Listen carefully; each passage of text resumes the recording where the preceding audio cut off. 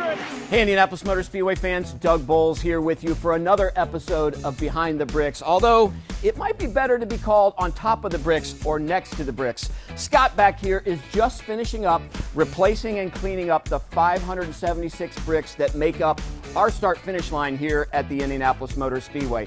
We wanted to give you a behind-the-scenes look of what we have done for the first time in almost 20 years in fixing up our yard of bricks. So it's not just those days in May that we're on track and busy here at the Indianapolis Motor Speedway. There's something going on the track about 275 days a year. So that means if you want to fix these bricks, you got to do it in the winter. Tyrone Garrison, who's our Vice President of Facilities for Penske Entertainment and the Indianapolis Motor Speedway, he and his team had to really think through how we do this, and we're under this structure because it's February. The challenge of working out here is with the racing season extending from March all the way through November. To do a project of this type, we have to really focus on how do we do it during the cold season of Indiana, through the weather, and how do we give our contractors the ability to be successful.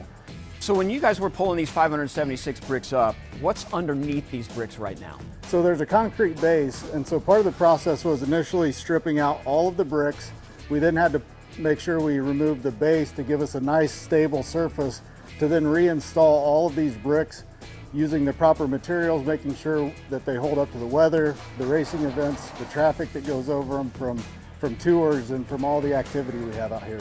So the heat's really important too, because you can't really do this work when it's cold, so you have to keep this sort of climate controlled in here. So part of it is the enclosure. That's the biggest, that's step one, is to get this thing enclosed, be able to control the environment, be able to keep it out of the rain, out of the cold weather, and do that through February, which is really challenging in Indiana. It's taken us about 2 weeks to get through all this, and we'll be ready to go for this season. So Tyrone is in charge of about 1,000 acres, but there's no more important 50-foot by 3-foot wide strip on this entire property than these 576 bricks right here. So most everybody knows the story. In 1909, over 63 days, we actually paved the Indianapolis Motor Speedway with 3.2 million bricks. And then Carl Fisher and the governor of Indiana actually put a gold, what they called a gold brick, in at start-finish line. Nobody knows where that one is today. But in 1961, Tony Hallman and Ray Haroon, our first Indianapolis 500 winner, put one in at the start-finish line as well, and you can see that one at the museum.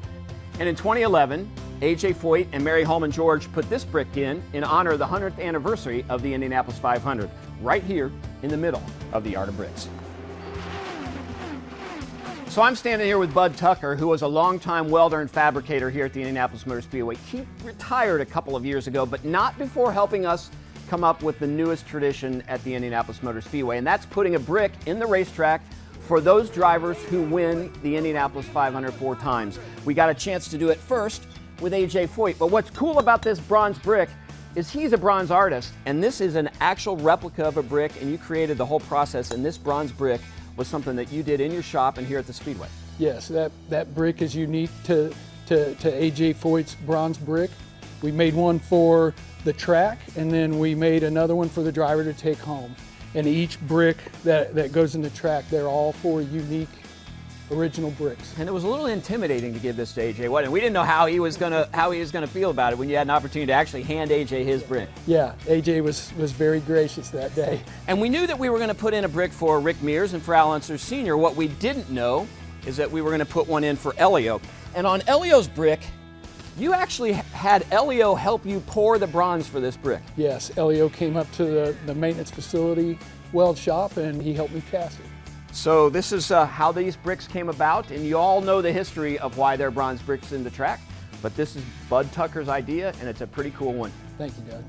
So when we did the first brick for A.J. Foyt to commemorate his 4 Indianapolis 500 wins, we chose 4 bricks down and 4 bricks over from the center, and actually put him in the upper right-hand corner, signifying turn 1 as the first 4-time winner of the Indianapolis 500. Al Unser Sr. goes 4 down and 4 over in turn 2. You've got Rick Mears, 4 up and 4 over in turn 3, and Elio's is going to go 4 up and 4 over in turn 4. So these will be here next time you're at the Indianapolis Motor Speedway. You can check them out. Something kind of cool, and I'm not going to give a secret away, but listen to this. AJ's brick has something special in it. So now you know the story. about how we replace and fix the bricks. Most of these 576 bricks have been right here since 1909. A few of them have been repurposed. Austin's getting things ready for the team to put in those 5 bricks that you'll see next time you're down here on the Yard of Bricks at the Indianapolis Motor Speedway. Thanks for joining us on Behind the Bricks. We'll see you next time.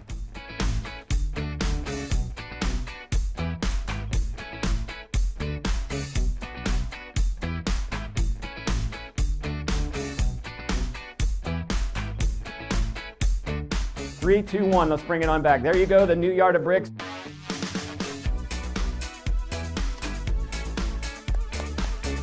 What an honor. Amazing, amazing. Thank you.